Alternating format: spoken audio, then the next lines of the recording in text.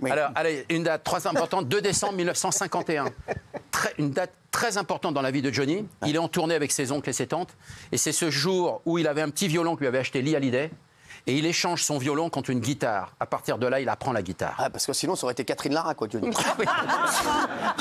C'est vrai. Oui, sûrement. Sûrement. Alors, une guitare, à l'époque, en 51, il mettait des décalcomanies. Pour les anciens qui nous regardent, ils savent ce que c'est.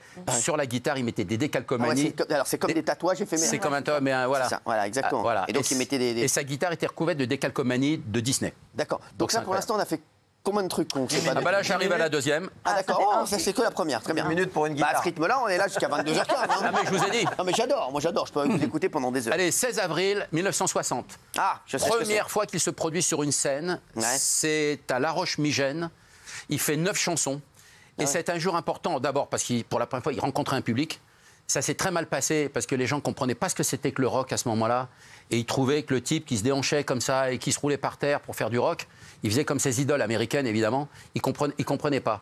Donc, à la fin, il repart dans sa loge, ce qui lui servait de loge en tout cas, et il dit, voilà, j'arrête ce métier, je revends ma guitare, j'en veux plus, je change de métier. Ouais. Seulement, il a été rattrapé par 2 copains. Alors, Johnny buvait, avant le 16 avril 1960, que du lait fraise. Ah ouais. Les fraises, les fraises, les fraises. Il a failli faire la pub pour Yop, je me rappelle. non. Et à partir du 16 avril, c'est ses copains pour lui dire continue ce métier, t'as de l'avenir, le rock, c'est ça le rock. Et à partir là, ils lui ont fait boire 2 verres d'eau de vie. C'est la première fois qu'il buvait de l'alcool. De la bourra. Oh, je sais pas ce que c'est, mais 2 verres d'eau de vie, mais une gnôle, il était fait derrière. Hein. Ah ouais, c'est vrai. Ouais. Mais en tout cas, il a repris conscience qu'il fallait qu'il continue dans le rock. Vous voyez, il y a des jours comme ça, essentiels. Ah ouais, c'est fou ça. Et le 3e jour, c'est sa première TV. Première télévision. Ça, c'est important, la première télévision. Parce que, mais il ne devait pas la faire. La dernière aussi. Hein. Oui, bien sûr. Et Johnny, c'est du talent, du travail et de la chance. TTC, Johnny. TTC, ah ouais, toute taxe comprise. Si vous voulez. C'est-à-dire qu'un artiste, quoi, du talent, il faut de la chance. Talent, travail, chance. C'est du travail, mais il faut de la chance. Ouais, si vous en avez que 2 sur 3, ça ne fonctionne pas. Exactement. Ouais. On en a qu'un. Vous le savez, hein. Si vous en avez qu'un, bon, faut attendre. Et 0. Moi, j'ai que la chance, moi. Non. Gilles Verdez, il en a combien, par exemple? J'en ai qu'un. Ah non, c'est un travailleur, il a du talent. Ouais, il manque la chance. Non, il a de la chance. Non.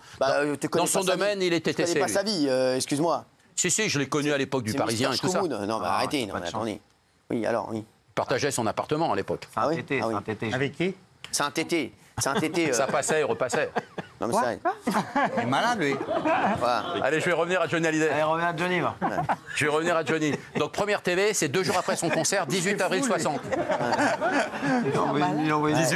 18 avril 60. Et donc, ouais. Alors là, il ne doit pas faire cette télévision, mais... Aimé Mortimer qui présentait l'émission avec Lynn Renaud. Aimé Mortimer. Ah ouais, c'est pas... Aimé Mortimer. Ils avaient fait venir un danseur-chanteur qui n'était pas Johnny Hallyday. Seulement le type, il a la grippe la veille. Non, le bâtard. Aimé Mortimer appelle les disques Vogue. Elle lui dit mais on a un chanteur malade, t'as qui pour le remplacer? Il me dit on a le jeune Jean-Philippe là qui vient de commencer, qui sort son disque dans 15 jours. Il me dit, tu veux pas? Bah, amène-le, il va remplacer le chanteur malade. C'est ça, ce métier, à un moment donné. À un moment donné, ça tourne. Et la chance de Johnny, c'est d'avoir remplacé d'abord... Il avait chanté quoi? Il a chanté Laisse les filles. Non, Laisse les filles. Ouais. Ça fait quoi, ça? Moi, je ne suis pas chanteur. Hein. Je l'ai fait une fois, j'ai commencé, j'ai terminé le même soir. Pareil, c'est pas lui, ça. Laisse tomber. Non, Laisse les filles. Mais... Merci. Ouais, merci. Voilà. C'est génial. Bon, bah, merci, oui. J'adore. Et tenez-vous bien, ça n'a pas été un grand succès. Ouais, celui-là, non. Ça a démarré. Mais le premier succès, c'est Souvenir. Ah ouais, ça. Et là, tenez-vous bien, il y a une chanteuse qui s'appelait Rita Cadillac. Rita Cadillac, ouais. Tu sais, elle roulait en Ford Escort. C'était une danseuse du Crazy Horse Saloon, elle voulait chanter. Il lui propose la chanson dans la même maison de disque Vogue. Elle dit je ne chanterai jamais cette chanson, c'est nul. Ah ouais. Wow. C'est une adaptation américaine à l'époque. Une à quoi? Adaptation américaine. Et donc en fait, et parce qu'elle la refuse cette chanson, on dit le jeune Jean-Philippe Smet, il va la chanter. Ouais. Et à partir de là, c'était déjà son 2e 45 tours, sorti en juin 60. Et là, il a commencé à vendre vraiment du disque et à s'imposer, musicalement en tout cas, auprès de 18 millions de jeunes. Parce entre 60 et 62, en France, ils sont entre 18 et 19 millions, les gens qui achètent les disques de Johnny. Et à partir de là, la carrière décolle. Vous voyez, c'est-à-dire qu'il a toujours eu cette chance dans sa carrière. et qui l'a installé finalement sur 57 ans. On en a combien Là, on est à 4. Faites-en 5 parce que là, moi, je suis au bout de la... C'est la deuxième info. Il a dit 10, le mec. Et c'est quoi les choses qu'on ne savait pas sur Johnny? Mais, ça qui alors, m'intéresse, une anecdote que je lui avais racontée en 1985 À qui? à Johnny Hallyday. C'est lui qui vous a raconté aussi? Non, je lui ai raconté cette histoire. Vous savez que c'était un très grand fan d'Elvis Presley. Ah ouais. Et son attaché de presse qui s'appelait Gilles Paquet. Oui. Ah, comme vous. C'est un mec génial. Gilles Paquet, il me présente à Johnny, etc. À l'époque, je travaillais pour la firme Disney. Parce que j'étais attaché de presse pour c'est Disney. quoi? Ah, je croyais que vous étiez dans un des costumes. Non, bah non. Il faisait tic et tac. Et donc, il me présente. Et puis, il était passionné. Il connaissait tout sur Elvis Presley.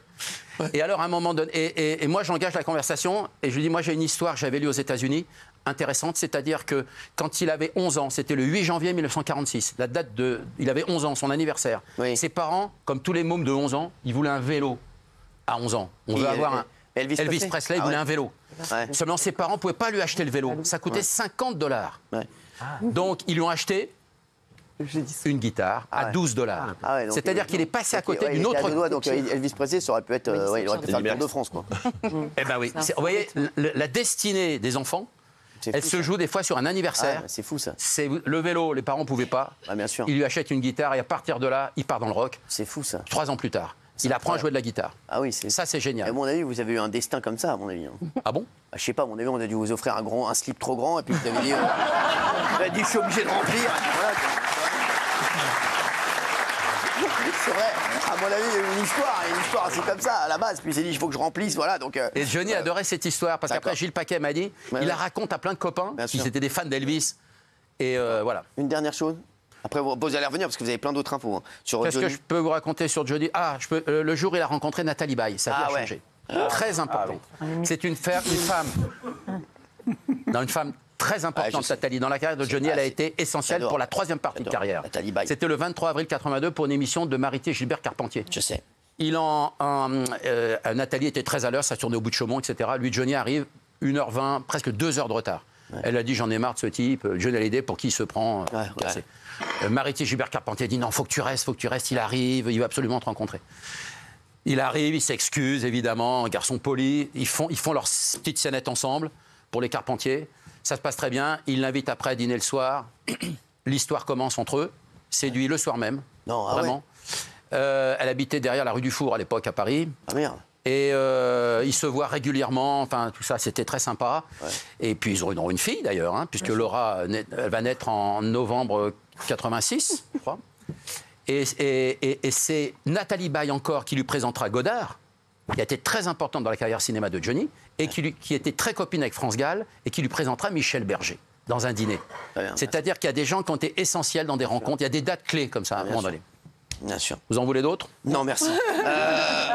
Non, quoi, une dernière chose, comme ça, ça fait... Non, on aime bien, hein, on aime bien. Une dernière chose. Hein. Non, qu'est-ce que je peux vous raconter encore sur... Si vous me proposez, c'est que vous avez, non? Non. Non. T'as piégé. Complètement fou, ce mec. Non, mais sans déconner. Non, mais quoi? Non, je peux vous donner les chiffres, quand même, de Johnny Hallyday. Les chiffres? Les chiffres. Parce que c'est l'homme de tous les records. Joue au loto? Non, c'est-à-dire que 57 ans de carrière, c'est 112 millions de disques vendus. Ouais. C'est pas rien, quand même. Hein. C'est 1343 chansons enregistrées. Ouais. C'est 540 duos.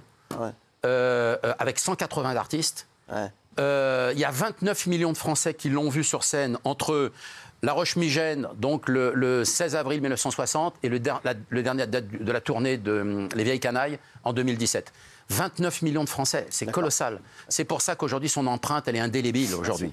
Parce qu'il est dans la tête de plein de gens. Je sais, on a tous en nous quelque chose ici. Et on a tous une chanson préférée. La chanson préférée des Français, à votre avis? De Johnny? Ouais. À mon avis, c'est le lac du Connemara. Marie.